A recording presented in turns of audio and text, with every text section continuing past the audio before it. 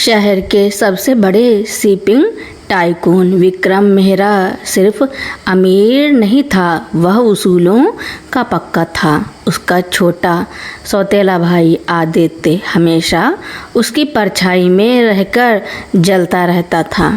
एक रात जब विक्रम एक बिजनेस डील के लिए समंदर के रास्ते लौट रहा था, एक भयानक हादसा हुआ। उसकी नाव में पहले से बम फिट किया गया था। धमाका हुआ और विक्रम लहरों में समा गया। अगले दिन अखबारों में खबर थी, विक्रम मेहरा की मौत। मेहरा साम्राज्य का अब आदित्य होगा वारिस।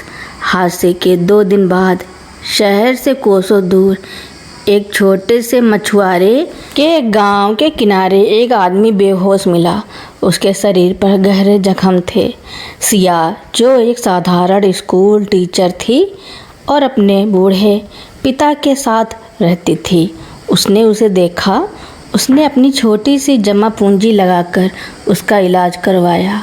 जब उस आदमी को होश आया तो उसे अपना नाम तक याद नहीं था। सिया ने उसे नाम दिया साहिल। साहिल चुपचाप रहता, लेकिन उसकी आँखों की चमक और उसके काम करने का तरीका किसी ऊंचे खानदान के शख्स जैसा था। सिया के घर की स्थिति खराब थी। गांव का दबंग जमींदार ठाकुर गजराज सिया पर बुरी नज़र रखता था और उसने सिया के पिता का कर्ज चुकाने के बदले शादी का दबाव बनाया। पापा, मैं उस जालिम से शादी नहीं कर सकती, सिया रोते हुए बोली। तभी कोने में खड़ा साहिल आगे आया। सिया, अगर तुम चाहो तो मैं तुमसे शादी कर सकता हूँ। मैं नहीं जानता मैं कौन हूँ, लेकिन मैं तुम्हें आज नहीं आने दूँगा। सिया ने साहिल की आंखों में वो सच्चाई देखी जो उसे ठाकुर की दौलत में नहीं दिखी।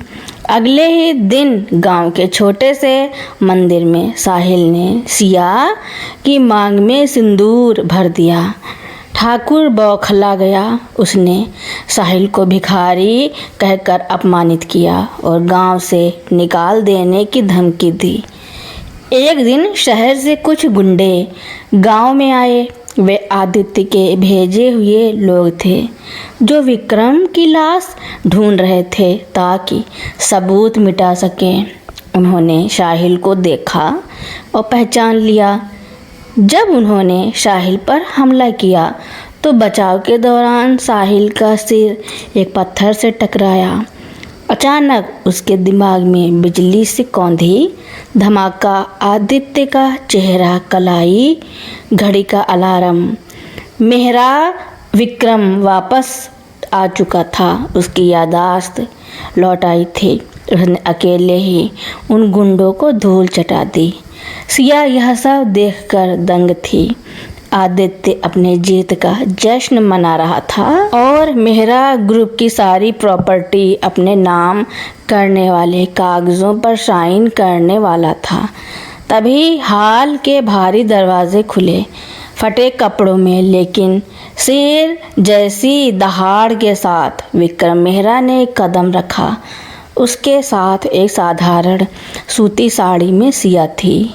आदित्य कांपते हुए बोला, भाई आप तो मर चुके थे। विक्रम बोला, मरा वो विक्रम था जो अपनों पर अंधा भरोसा करता था। यह विक्रम अपनी पत्नी का हक और अपना साम्राज्य वापस लेने आया है।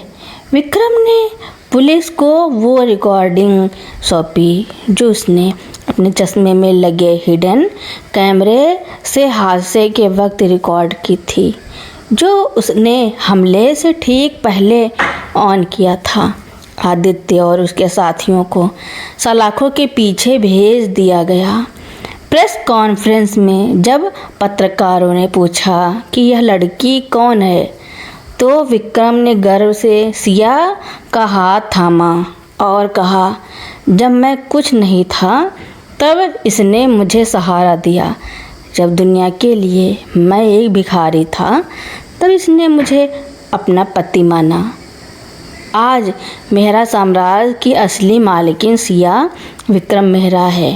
विक्रम मेहरा अपनी पत्नी सिया को लेकर अपने आलीशान बंगले में तो आ गया, लेकिन सिया के लिए यह सब एक सपने जैसा था।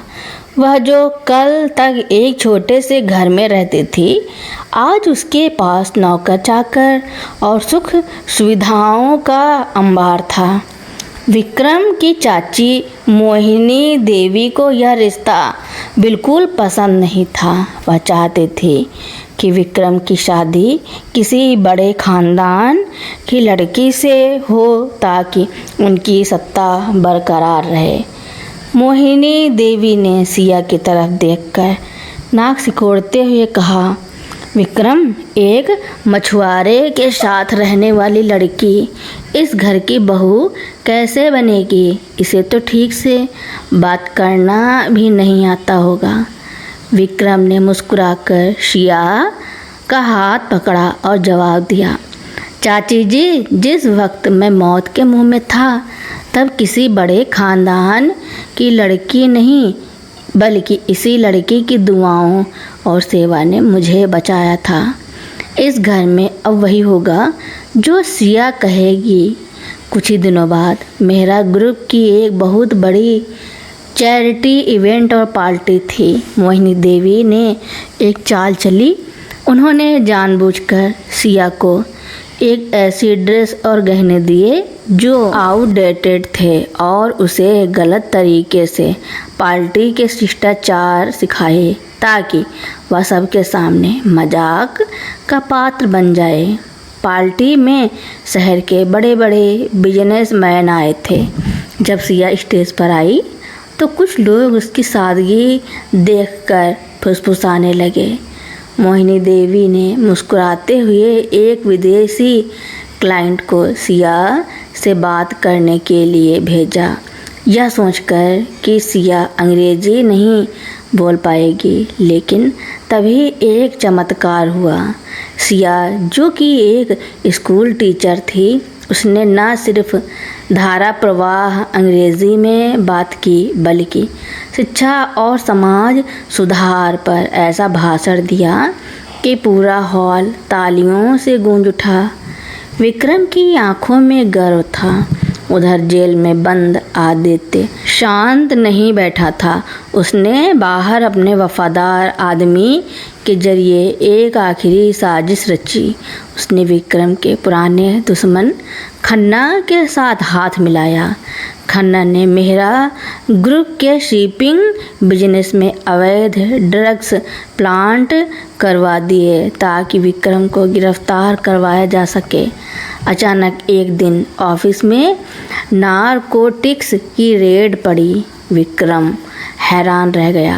सर, आपकी शिपमेंट में अवैध माल मिला है, ऑफिसर ने कहा। विक्रम को गिरफ्तार करने की तैयारी हो गई। जब विक्रम को ले जाया जा रहा था तब सिया ने हार नहीं मानी। उसे याद आया कि जब वह और साहिल गांव में थे तब साहिल अक्सर अपने पुराने लैपटॉप के पासवर्ड और कुछ डिजिटल फाइल्स के बारे में बड़बड़ाता था। सिया ने विक्रम के पुराने ऑफिस मैनेजर जो वफादार था उसकी मदद ली। उसने सीसीटीवी फुटेज और उन पोर्ट्स के डेटा निकलवाए जहां माल लोड हुआ था।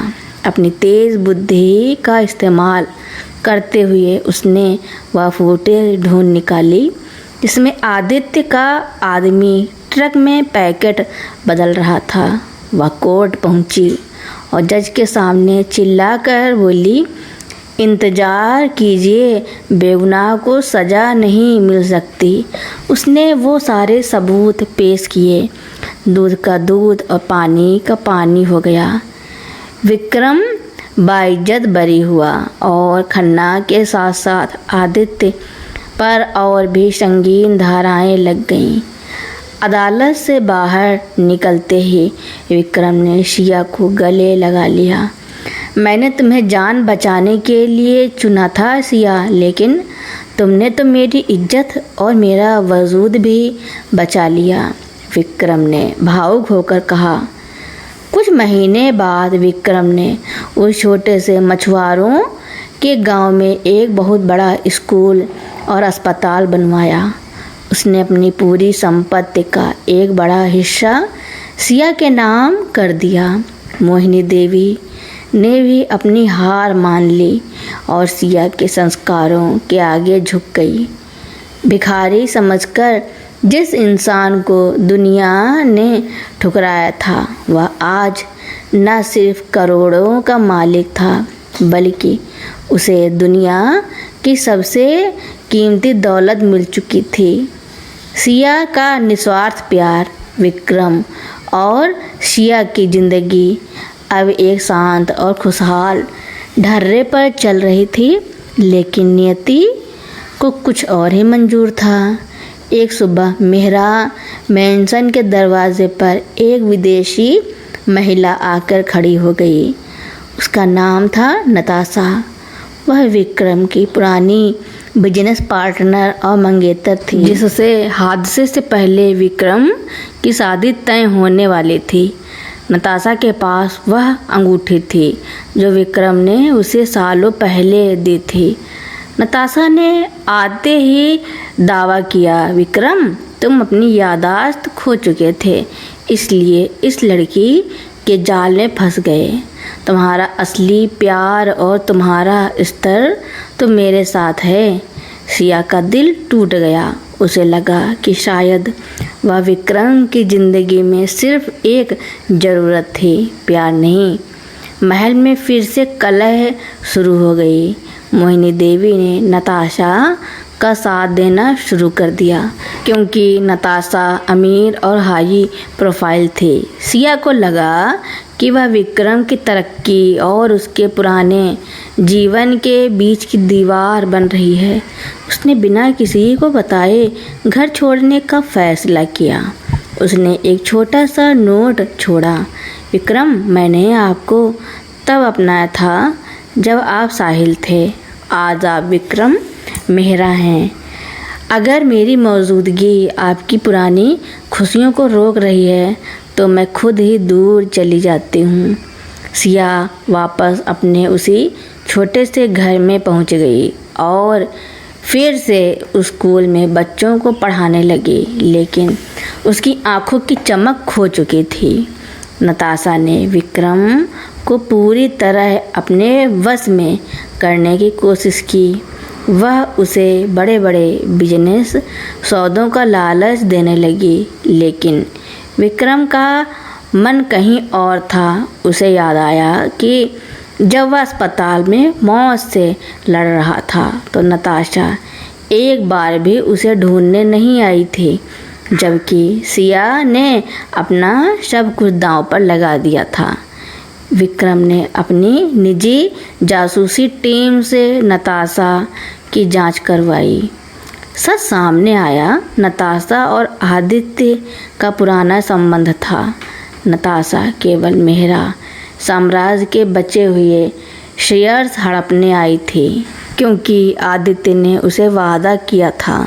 विक्रम ने नताशा के सामने शादी का नाटक किया और ऐन मौके पर उसके और आदित्य के बीच हुई कॉल रिकॉर्डिंग्स और बैंक ट्रांजैक्शन के सबूत सबके सामने रख दिए।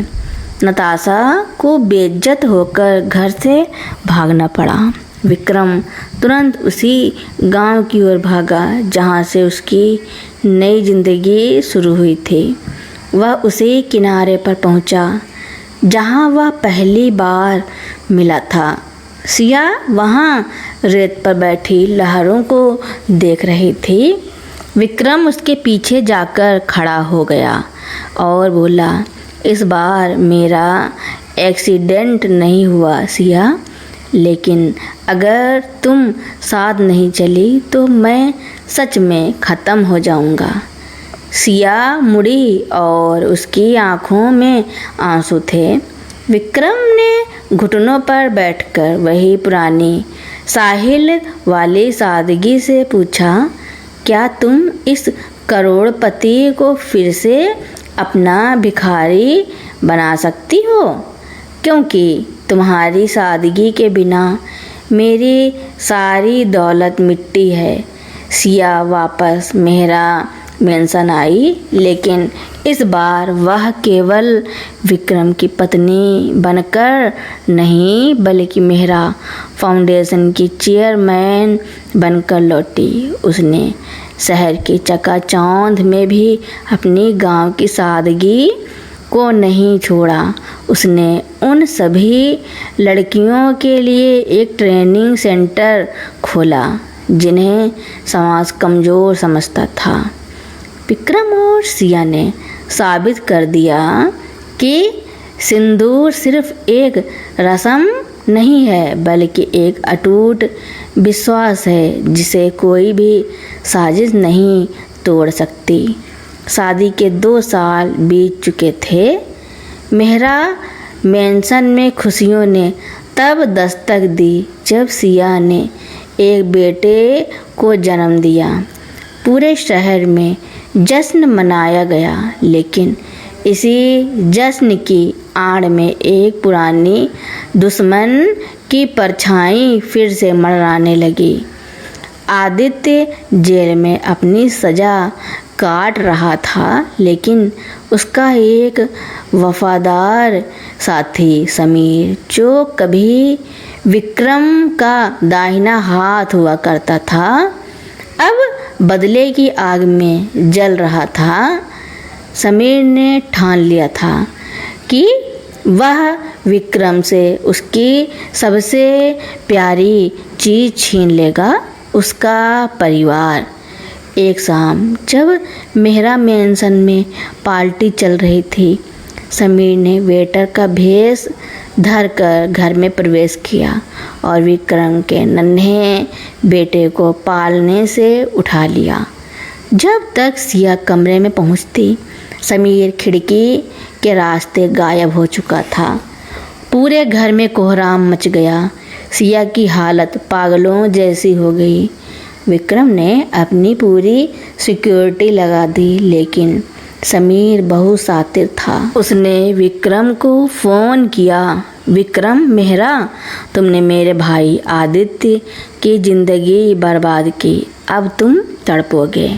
अगर अपने बेटे को जिंदा देखना चाहते हो तो अकेले उसी पुराने बंदरगाह पर आओ जहां तुम्हारी नाव में धमाका हुआ था। विक्रम बिना किसी को बताए उस पुराने बंदरगाह पर पहुंच गया। रात काली थी और समंदर की लहरें डरावनी लग रही थी। वहाँ समीर हाथ में बंदूक और दूसरे हाथ में बच्चे को लेकर खड़ा था। छोड़ दो उसे समीर, जो चाहिए ले लो, पर मेरे बच्चे को कुछ मत करना, विक्रम ने गिड़गिड़ाते हुए कहा। समीर हंसा। दौलत नहीं विक्रम, मुझे तुम्हारी मौत चाहिए। जिस समंदर ने तुम्हें जीवन दान दिया था, आज वही तुम्हारी कब्र बनेगा। समीर ने जैसे ही ट्रिगर दबाने की कोशिश की, पीछे से एक जोरदार वार हुआ। समीर लड़खड़ाकर गिर गया। पीछे सिया खड़ी थी। उसके हाथ में लोहे की एक राड थी। वह चुपके से विक्रम की कार की डिग्गी में छिपकर आई थी। सिया ने झपटकर अपने बच्चे को गोदी में ले लिया। समीर उठा और उसने सिया पर बंदूक तानी, लेकिन तभी पुलिस की गाड़ियां वहां पहुंच गईं। विवेक ने समय पर पुलिस को खबर कर दी थी। समीर को गिरफ्तार कर लिया गया। विक्रम ने सिया और अपने बच्चे को गले लगा लिया। उस रात विक्रम को समझ आया कि उसकी असली ताकत उसकी बिजनेस स्किल्स नहीं बल्कि सिया की निडरता और उसका साहस है। इस घटना के बाद विक्रम ने बिजनेस से थोड़ा ब्रेक लिया। उसने अपनी वसीयत में बदलाव किया और अपनी संपत्ति का एक बड़ा हिस्सा अनाथ बच्चों के नाम कर दिया। सिया ने उसी गांव में एक ममता आश्रम बनाया जहां उन बेसहारा बच्चों को रखा जाता था जिनके पास घर नहीं था। बरसों बाद विक्रम और सिया उसी सड़क के किनारे खड़े थे जहां विक्रम पहली बार भिखारी की हालत में मिला था। अब वहाँ एक शानदार स्मारक बना था जिस पर लिखा था, इंसान की पहचान उसके फटे कपड़ों से नहीं, उसके भीतर छिपे स्वाभिमान और उसे सहारा देने वाले निस्वार्थ प्रेम से होती है। विक्रम ने सिया का हाथ थामा और हल्की बारिश में वे दोनों अपनी कार की ओर बढ़ गए। आज भी उस सड़क पर बारिश हो रही थी, लेकिन इस बार कोई डर नहीं था, सिर्फ सुकून था। तो दोस्तों, मेरी स्टोरी सुनने के लिए आपका बहुत बहुत धन्यवाद। ऐसी ही नई नई स्टोरियां सुनने के लिए मेरे चैनल को लाइक, कमेंट, शेयर, सब्सक्राइब एवं बेल आइकन का बटन दबाना ना भूलना, ताकि मेरी नई नई स्टोरियां आप लोगों तक पहले ही पहुंचती रहें। Thank you for watching.